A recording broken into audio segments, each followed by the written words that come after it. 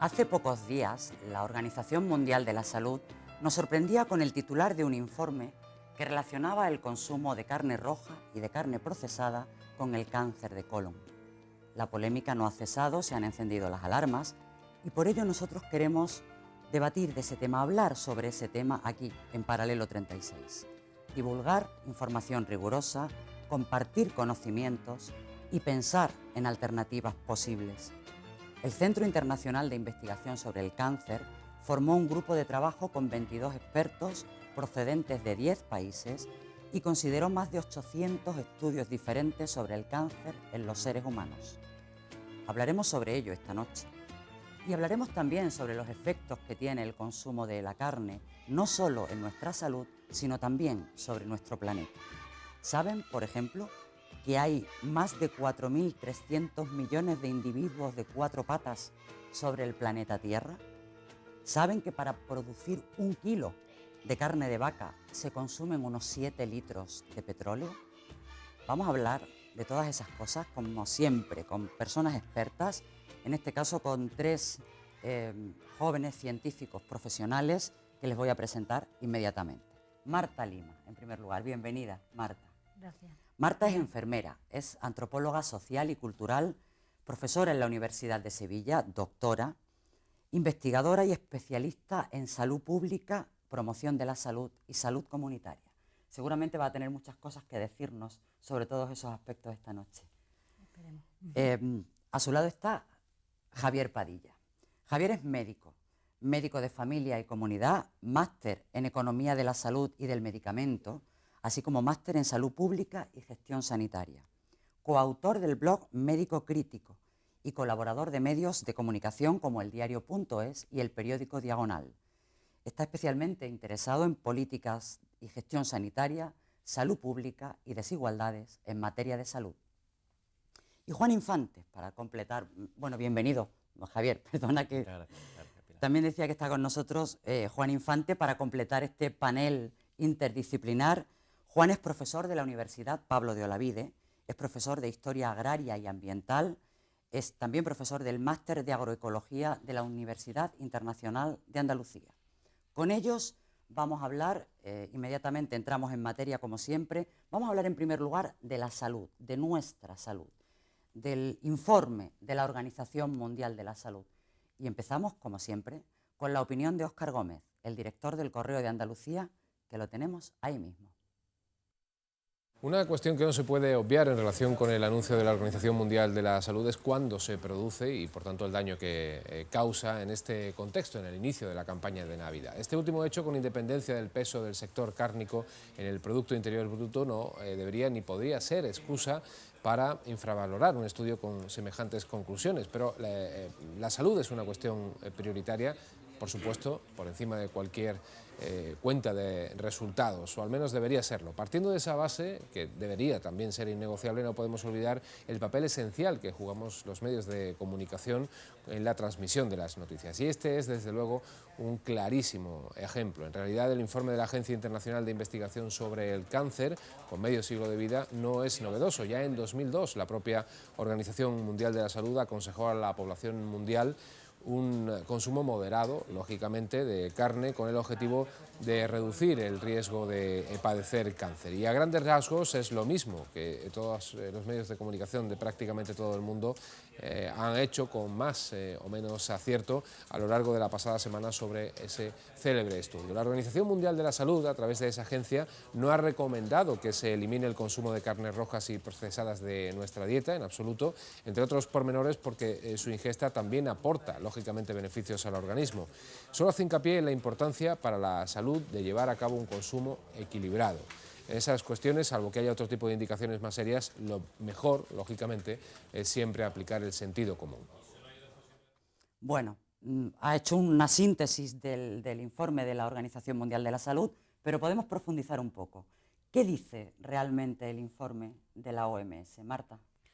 Bueno, pues el informe de la OMS ha hecho, como comentabas, Pilar, un estudio sobre una revisión de 800 estudios epidemiológicos y ha encontrado realmente estudios de alta calidad que avalan que es la carne procesada ¿Tiene relación? Tiene influencia sobre el cáncer, tiene una relación sobre el cáncer. De hecho, la agrupan con otros cancerígenos en el grupo 1, ¿no? Dentro de los cancerígenos humanos. En el caso de la carne roja, existe una probable influencia, esa relación no está claramente probada, ¿vale? Bueno, en ese sentido, básicamente lo que describe es esta relación, no es una relación muy fuerte, como imagino que iremos comentando a lo largo del debate. No se puede equiparar la relación al de otro cancerígeno, pues por ejemplo, como el tabaco, el consumo de alcohol o incluso la contaminación ambiental, pero sí que existe esa relación. Y también habla la OMS, como decía Óscar, de los beneficios que tiene. O sea, no solamente dice esto provoca cáncer, sino también la carne tiene unos beneficios para la salud. Y bueno, es un informe que todavía simplemente pretende concienciar, informar de esta situación para que los gobiernos de los distintos países pues, puedan tomar medidas que seguramente pues, serán similares a las que ya se vienen adoptando en cuanto al consumo moderado, ¿no? de carne y especialmente de carne procesada.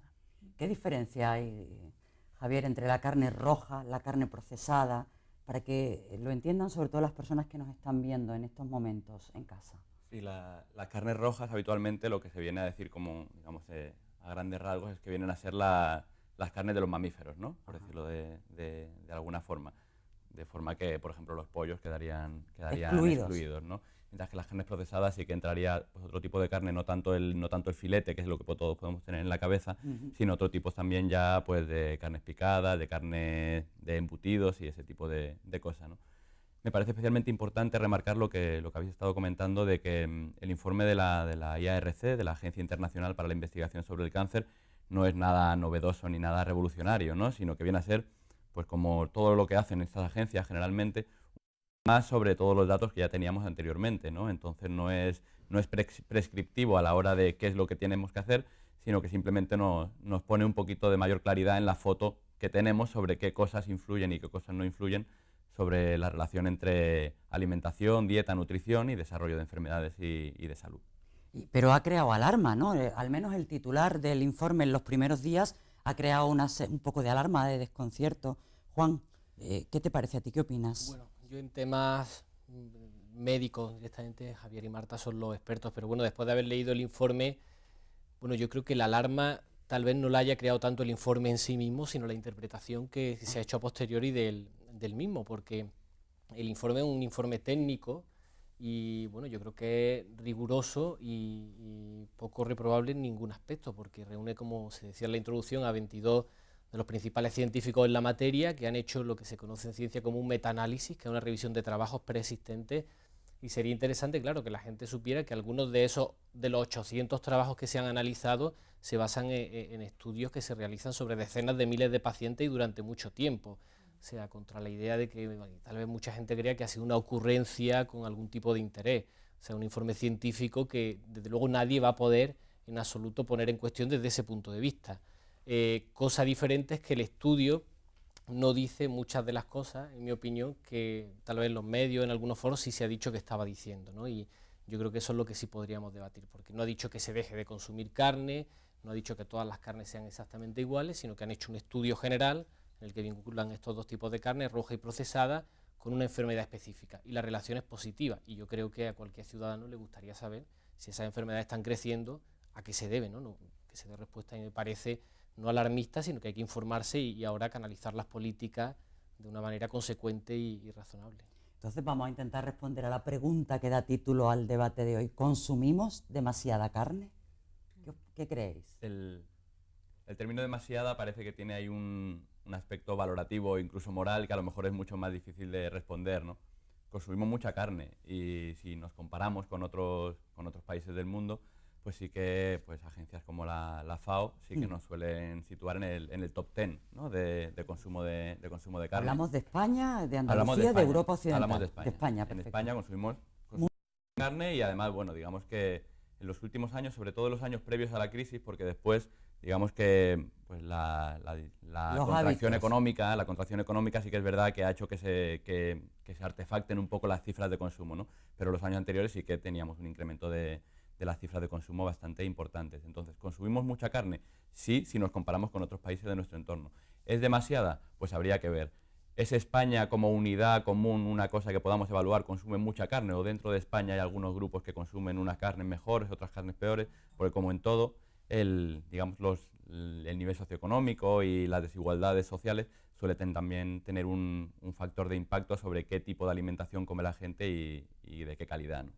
Es una cuestión de proporción, entiendo, todo en el fondo, o sea, un consumo, no sé cuáles son los índices, pero un consumo en índices moderados, tanto de carne roja como de carne procesada. Yo quiero que ustedes sepan que el jamón es carne procesada, se considera carne procesada, la caña de lomo se considera carne procesada, pero no tenemos que dejar de consumir jamón o carne procesada. Entiendo que es una cuestión de proporción, aparte de las cuestiones socioeconómicas, de las que me interesa mucho hablar, evidentemente, porque es más caro comer bien que comer mal, ¿no? Obviamente. Sí, en ese sentido estoy totalmente de acuerdo. Sí que es verdad que aquí no se dice que no se pueda consumir este tipo de carne, sí debe de ser limitado, o sea, el consumo de carne procesada debe ser limitado, esto ya se sabe desde hace mucho tiempo y se sabe cómo determinados procesamientos pues llevan a composiciones químicas que tienen efectos sobre el organismo y a procesos que tienen efectos sobre el organismo, efectos cancerígenos, y no solamente eso, como también podremos comentar a lo largo del debate. Y por supuesto esto tiene mucha relación con los estatus socioeconómicos, con los niveles socioeconómicos. La carne es mucho más barata que otros productos, como otros alimentos que se consideran muy saludables, ¿no? Como las verduras, las hortalizas. La carne es mucho más barata, mucho más asequible para, digamos, las poblaciones más empobrecidas, ¿no? Es el mundo al revés. Hace algunos años comer carne era caro y era mucho más accesible comer legumbres, por ejemplo, o comer verduras. Y ahora comer verduras o fruta de buena calidad es más caro que comer carne. Pues, o sea que la desigualdad económica tiene una relación importante, o una incidencia importante sobre la salud. Pero debemos tomar en serio lo que dice el informe, ¿no? Porque habláis de que no solo con patologías que tienen que ver con cáncer, sino con otras o con otras patologías también tiene que ver lo que comemos, la carne procesada. Sí, yo creo que una de las cosas que ha dicho Juan antes es clave a la hora de interpretar esto. Una cosa es lo que ha dicho la OMS y otra cosa son las interpretaciones. Y dentro de las interpretaciones hay dos ejes fundamentales, a mi parecer. Por un lado, la centralidad del cáncer dentro de las interpretaciones. La IARC, la agencia de la OMS que ha dicho esto, habla sobre el cáncer. Pero ya sabemos desde hace mucho tiempo que las carnes procesadas también aumentan el riesgo de padecer enfermedades cardiovasculares, ¿no? Enfermedades del corazón. Eso se sabía desde hace mucho tiempo, pero sin embargo, ahora cuando aparece la palabra cáncer en el terreno de juego, es cuando se desatan las alarmas, ¿no? Eso por un lado. Y por otro lado, el énfasis individualista de la interpretación de este problema, ¿no? Se hace una interpretación de el consumo excesivo o el consumo elevado, por no darle un tinte valorativo, de las carnes procesadas y las carnes rojas aumenta el riesgo de cáncer. Entonces, lo que tienen que hacer los individuos es comer menos carnes procesadas y carnes rojas. ¿Pero por qué come el individuo carne procesada y carne roja? Entonces es cuando tenemos un poco que sacar el zoom y decir, ¿por qué hay una amplia oferta a precios asequibles a la población de eso, ¿no? Y es donde otro tipo de políticas tienen que entrar en juego, ¿no? Y ver por qué esa población tiene unos patrones de consumo y no respecto a otros, que no siempre está determinado de forma individual. Esa libertad de elección de la que a veces hablamos de forma teórica tiene unos condicionantes y no es tan solo la de libertad individual de la toma de decisiones, sino que viene determinado por otro tipo de factores, ¿no? Luego hablaremos en la segunda parte del debate de cuánto cuesta producir y consumir carne. Pero, ¿cuál se te ocurre que puede ser la alternativa, Juan, como dieta, quiero decir, como consumo de alimentos que nos mantengan en el mejor estado posible? Hablamos ahora solo de salud, después entramos en la sostenibilidad. Bueno, esta pregunta tiene que ver con varias de las que se estaban haciendo, o sea, con las dos que se han estado haciendo hasta ahora. Desde luego, tampoco es ninguna novedad, al igual que ocurre con este informe de la OMS, que hay muchísimas recomendaciones ya conocidas que abogan por una reducción del consumo de carne. Yo que tiene que ver, por ejemplo, con la pregunta anterior que hacía antes Pilar de si comemos demasiada carne. bueno, ahora valoraremos si el nivel que tenemos es bueno o malo, qué impactos tiene, pero sí estamos consumiendo muchísima carne. De hecho, es que consumimos más carne que nunca jamás en la historia de la humanidad, a nivel global y a nivel nacional en España y también a nivel de Andalucía. De hecho, se estima, porque es difícil ponerle cifras específicas, que bueno, la dieta mediterránea tiene que estar en torno al 30% de proteínas de origen animal en el conjunto del consumo de proteínas. Bueno, hoy estamos en un 60 y pico por ciento, que son los niveles que tiene Francia, que tienen Estados Unidos, que tienen otros muchos países industrializados.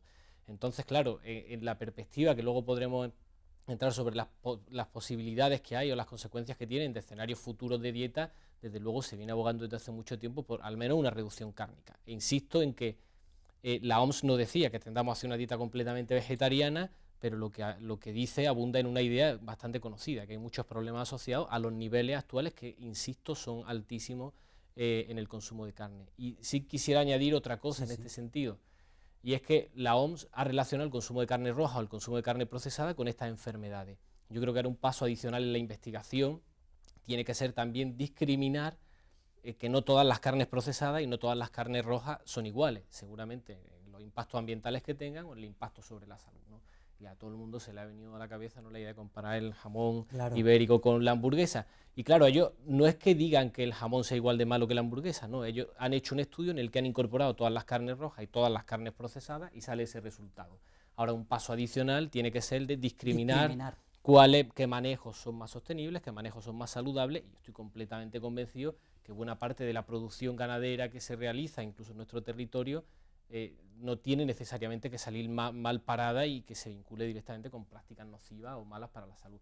Ahora es cuando toca hacer ese análisis sucesivo, que por cierto hay mucha literatura que bueno, ya de por sí va discriminando qué tipo de carnes son mejores o peores dentro de este grupo, ¿no?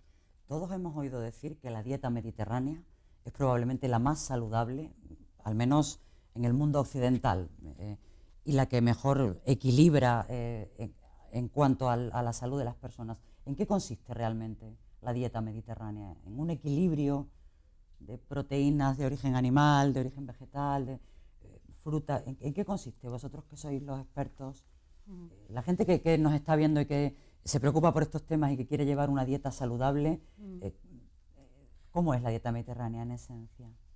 Pues una dieta mediterránea es una dieta variada con diferentes alimentos. No podemos dejar de consumir en principio ningún alimento. Todos los alimentos son buenos. Y todos aportan algo beneficioso. Todos aportan algo beneficioso, efectivamente. Una dieta rica en verduras, en hortalizas.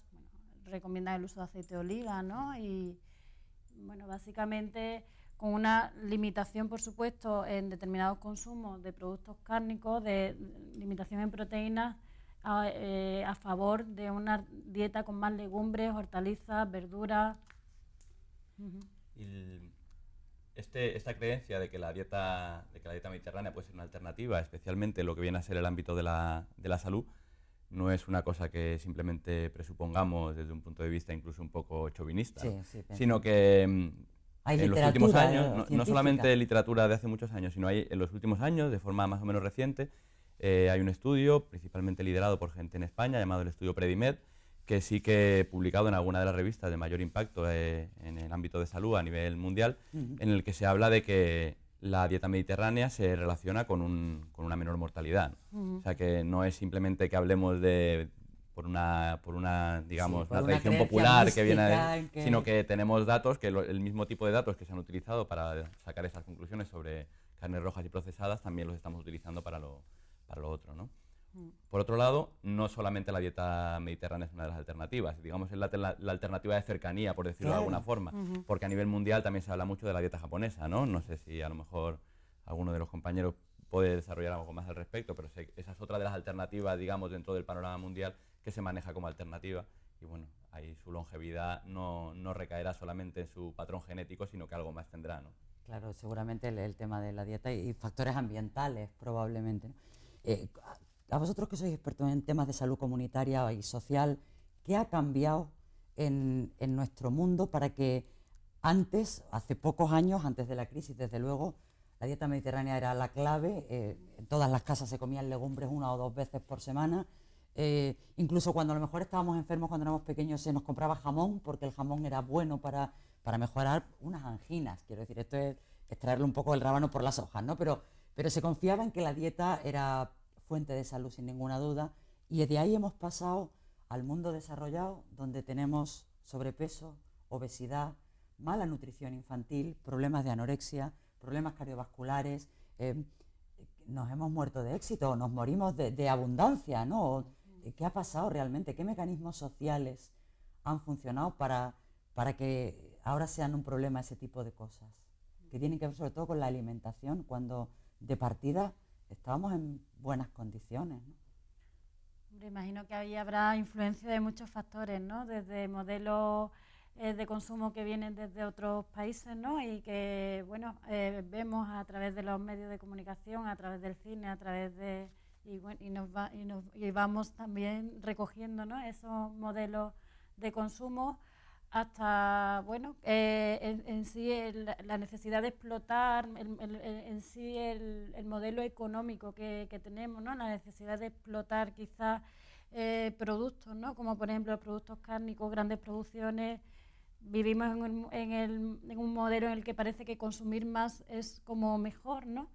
Y bueno, no sé, los compañeros...